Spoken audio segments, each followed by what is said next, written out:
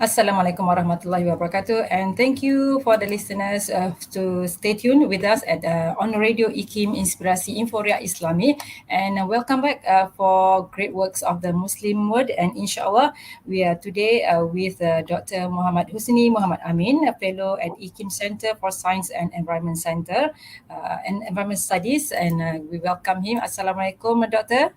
Waalaikumsalam warahmatullahi wabarakatuh, Hajar Maslina. How are you today? Good, Alhamdulillah. We're back in the office, so yeah. Thank you for being with us today. And Doctor, today is the last episode of the Great Words. Yes. And today also we are going to talk about another topic for today, Kitab al-Tibar Usamah ibn Munqidh, book of contemplation. And Kitab al-Tibar, or the book of contemplation, was written by Usamah ibn Munqidh, a medieval Arab Muslim poet, author, and knight who lived during the First Crusade in 11th century Syria, correct? Yes. And perhaps before we talk about the book, maybe could you please introduce us the author, Usamah ibn Munqidh? What was the situation like during his time? Okay.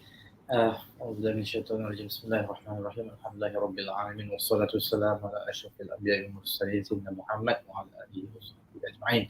And thank you again, Hajar Maslina, for inviting me to be the guest speaker for this final episode of this season.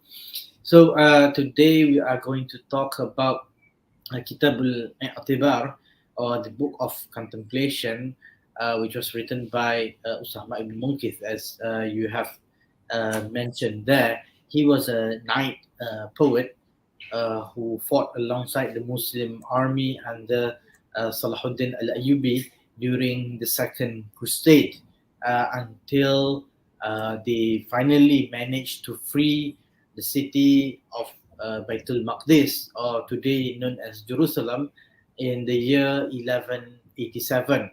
And in the beginning, he was born in the year of 488 after Hijrah, which coincided with the year 1095.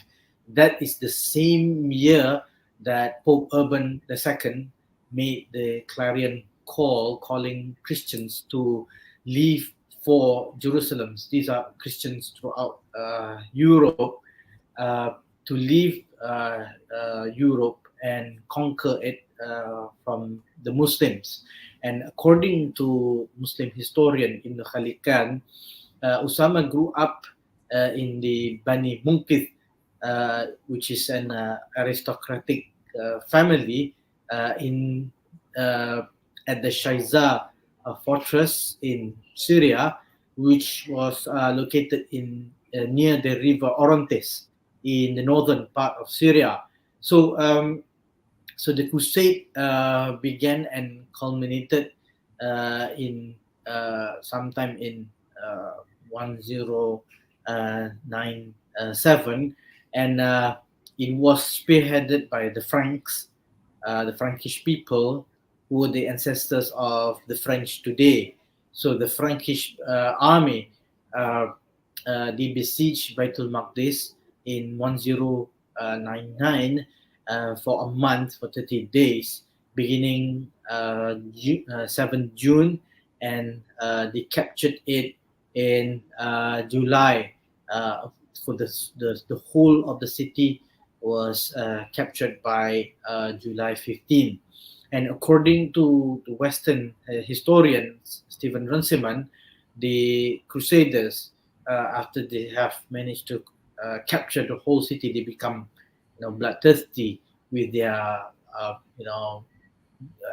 great victory. And this was after a prolonged defeat. Remember, they traveled down from Europe to Anatolia, and they were harassed by the Sultan of Rome, Kilich Arsalan, and they suffered really massive casualties, but they pressed on until they captured the city of Nicaea, which was the seat of power for the Sultan of Rome, and they managed to defeat Kilich on several fronts. So after that, they continued to march along the roads, the houses, and mosques, and finally until they finally arrived in Jerusalem, where they slaughtered nearly everybody there. There was a bloodbath, and according to Runciman further, even one of the commanders of the Crusader army by the name of Tancred, he couldn't or didn't provide protection to refugees who went into mosque or even the Jewish synagogues to seek for protection. So, and then according to him, the killing continued from day to night, and the group of Crusaders broke into mosques and slaughtered everybody inside there. And yes, it is the records states that one other commander by the name of Raymond de Aguilera, he went to the site of the Temple Mount, and he had to go through pile of corpses, and and it was reported that the blood reached at knee level. So that is the imagery that we got describing the situation of Yeah. the crusade when they captured Baytul Maqdis, and even the Jews who lived in Baytul Maqdis was not spared, because when they ran, when they fled into their main synagogue, but they were accused of helping and abetting Muslims. The Crusaders showed no mercy to the Jews as well, and the Crusaders, they burned the building, the synagogue building, burning also the people inside them. So that was the situation back then when Usamah ibn Munqidh was born. But he grew up in Shaizar, and when the carnage was over, some of the lands had fallen into the hands of the Crusaders, while other lands, there were also some counter attacks by Muslim leaders like Zangi, and then who was the leader of the Seljuk Turks, and also his son Nuruddin Zangi. There were also other leaders, but in Syria, in parts where the Crusaders didn't manage to capture the Muslims, they managed to uh, arrive to armistice or treaties with the Crusaders. As long as the Crusaders held Jerusalem and some of the lands there, they managed to effect ceasefire or armistice between them. So, so they managed to defend some of these Muslim lands, and so the period that we see that from 1099 till the day that Salahuddin launched another counter attack in 1187. That's almost 100 years of the crusade. So Usamah ibn Munqidh, he grew up in Shaizar until 1131. That's more than about 40 years. So, and then he left Shaizar and spent much of his time serving various military leaders, the amir, or or in plural called in the umara, the military leaders of the Muslims during time. These were Arabs, these were Turks, and he became a palace official to the Buria dynasty, a Turkish dynasty, and then before changing, his allegiance to Zangi, and later on he came to the service of Bani Ayyub, specifically Salahuddin al-Ayyubi. This happened in when he was serving under Nuruddin Zangi, and when Salahuddin al-Ayyubi was sent by Nuruddin to to destabilize the Fatimid Egyptian government and to take over that government and return it to Sunni fold. he then came into the service of Salahuddin. So this is the period of 50 years that he was serving. So by the time that Jerusalem was taken, he's already a ripe old man. So and Usamah's position in the aristocratic family, and also the education that he received under his uncle. His parents died early, and he received education from his uncle Sultan Ibn Munqidh. So the kind of education that he received enabled him to function as an advisor, or a consultant, or even a diplomat who negotiated with the aristocracy, the high leaders among the Franks. So in the book of Kitab al-Tibar, he managed to slip in, many of these anecdotes when he was sent on these diplomatic missions, and he met some of these noble Franks, the leaders of the Frankish nobility and armies. So as such, he had acquaintances with the French knights, and he was often sent on diplomatic missions with the Crusaders in Jerusalem.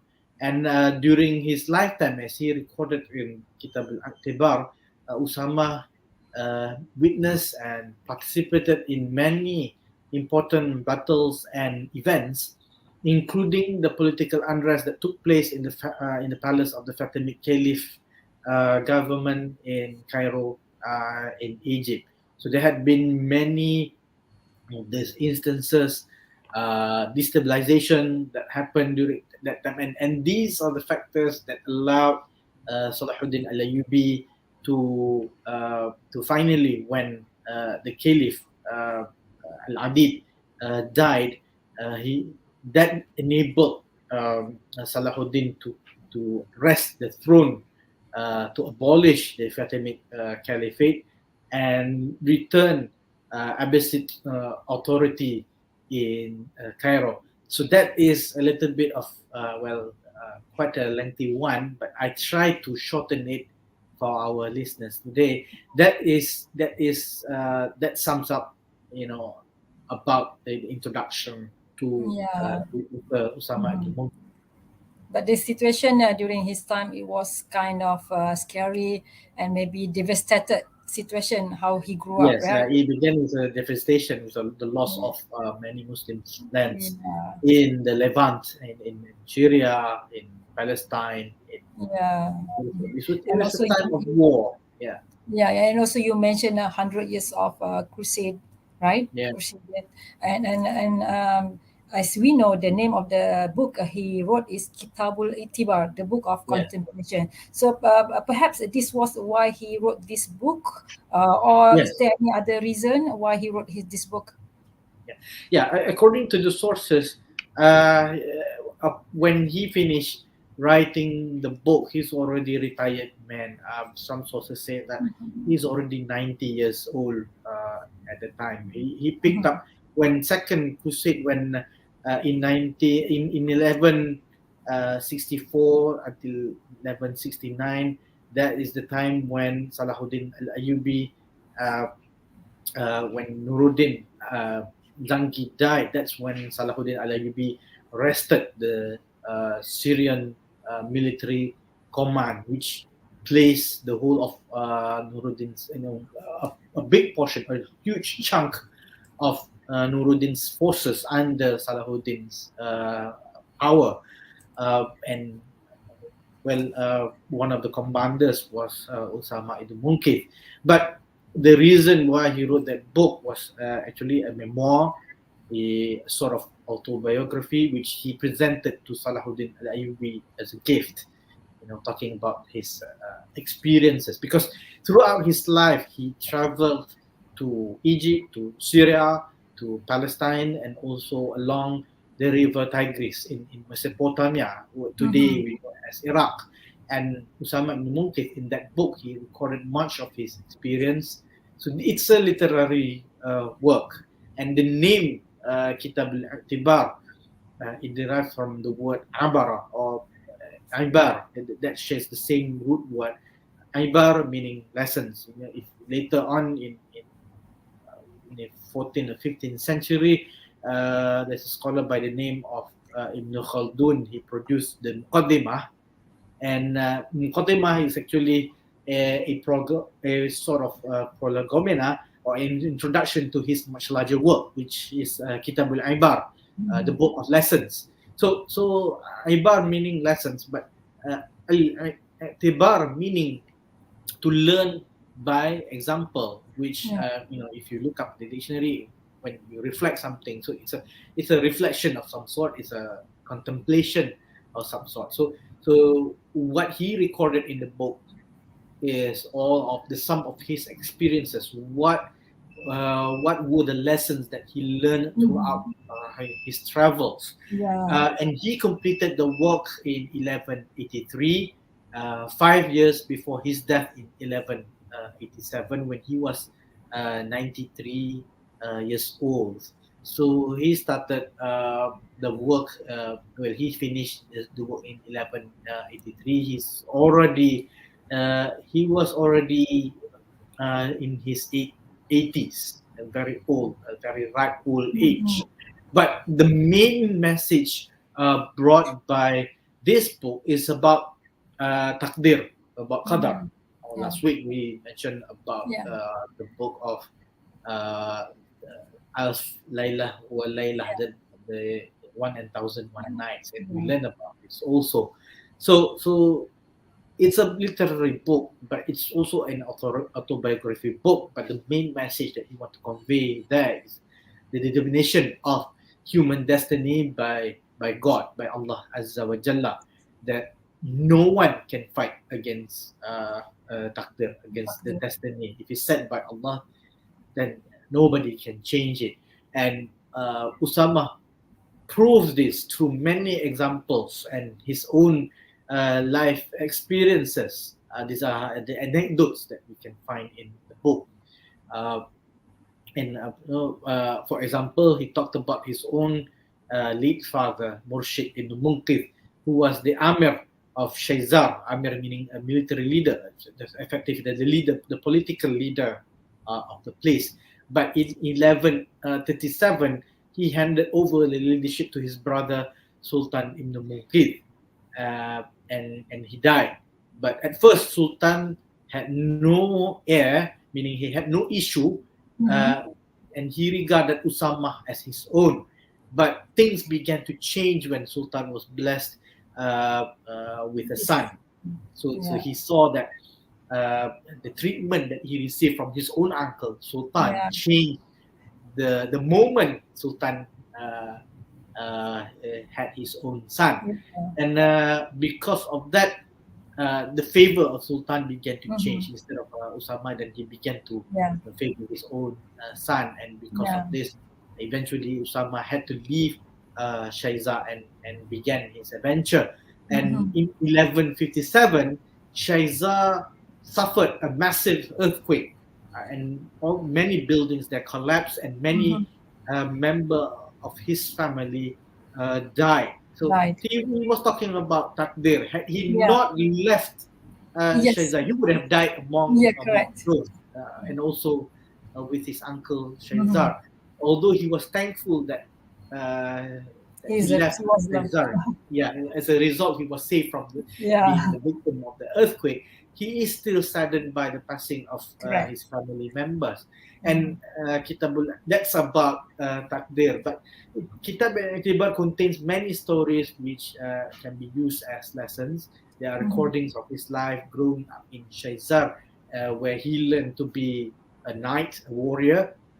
He learned much about the aristocratic lifestyle, to be mixed with the the elite ruling society, and also his many experience hunting species of fauna animals such as lions, hyenas, and also leopards. And he included also his many observations about the political unrest in the palace of the Fatimiyah government, including the conspiracy of viziers against the caliph. So the caliph al-Adid, he Yeah. suffered many of these conspiracies.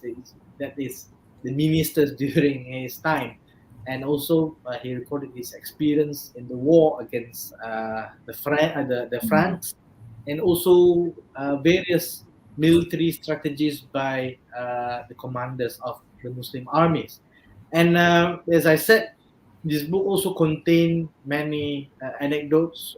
There are interlude stories such as a woman who fought in the Crusades, Oh, about the character of the French yeah. people, and also about his friends, and also about himself, how he regretted not dying in the battlefield. But he used to be that he was a strong, skillful warrior, but at an old age he can barely lift his sword up. So Yeah. he was. It's filled with such laments of retired old men, and how ultimately that is the destiny of all people. If you don't Yes. die in young age, then Yes. you will actually grow old, maybe senile, and you die Yeah. in your home as old people. That's a little bit about Yeah. Yeah. the book. Yeah, and perhaps you also can tell us what is the structure of the book of contemplation, because you mentioned many the contents of the book, but how about the structure of the book? Yeah. So with me, I have this is an edition Mm. uh, translated and edited by Philip Hitti. This was long. This is what I have here is a reprint, and in IKIM library, Tun Ahmad Sarji Mm-hmm. library, in the special collection on Islamic civilization. We do have the earliest edition printed in 1934, if I'm not mistaken. But what I have here is a reprint, and in the recent years, they also Penguin Classics produced another translation, the Book of Contemplation, Islam and the Crusade. This was done by Paul Cobb, but in the introduction section, Paul Cobb stated the reason why he produced another translation, stating that the language that he used was old and archaic, and that was the time when uh, Oriental studies was ongoing, compared to the time when Paul Cobb produced this translation, which is updated. That is the time when now is the time when Oriental studies has reached to saturation point. The study itself has matured, and they know a lot more about the Levant than when what they knew during the time of Philip Hitti. And but personally, I prefer the version that was done by Hitti. There, I don't think that there's so much problem with the translation. Only that, and maybe in some technical terms, why, because remember the time when Hitti produced his translation, there's limited knowledge, but by the time Paul Cobb produces his translation, we know a lot more. So that determines, sometimes what kind of armor that the Muslim knights or the Crusader knights had been using back then in the 11th century, in the 12th century there. But in Philip Hitti's edition, there are three sections. He divided the book Contemplation into three sections. Section 1 talks about wars, travels, and other experiences of Usamah ibn Munqidh. In section 2, he talks about rare anecdotes, his observations, and social and political observations. And section 3, he talked about his hunting experiences, the fauna of Middle Eastern lands in Syria, in Mesopotamia, in Iraq, and also in Egypt. But in Paul Cobb's edition, there are 4 parts plus the found, formerly lost fragments from Kitab tibar, and then he included also translation of Usamah ibn Munqidh other works such as Kitab al-Asa, which is the book of the staff, a poetry anthology about famous walking sticks and other staffs. These are poetry, but they include also anthologies and anecdotes, lessons revolving about stuff. The various stuff that usually they were used by old people, learned people. The idea is to capture the spirit of the staff of Nabi Musa and also Nabi Sulaiman alayhi salam.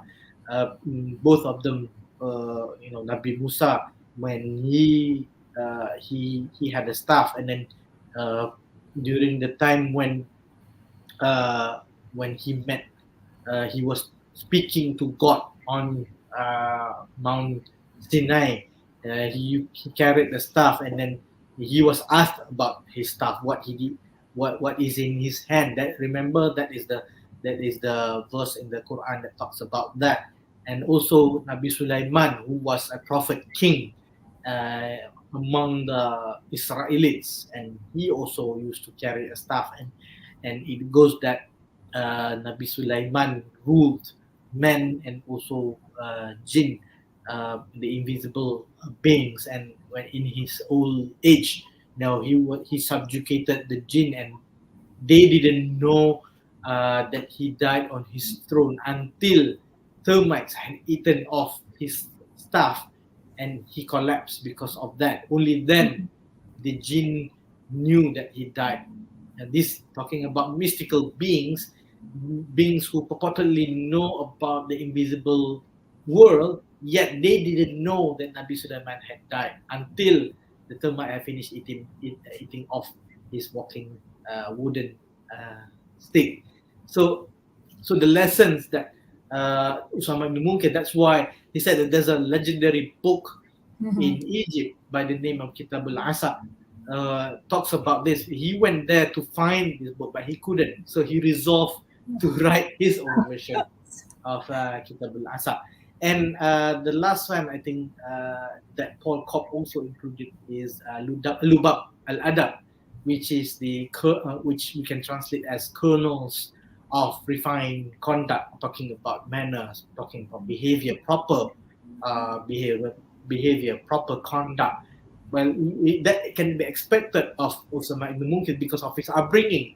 He grew up receiving that sort of education, like I said before, and he used that education to talk to people, to get what he wants,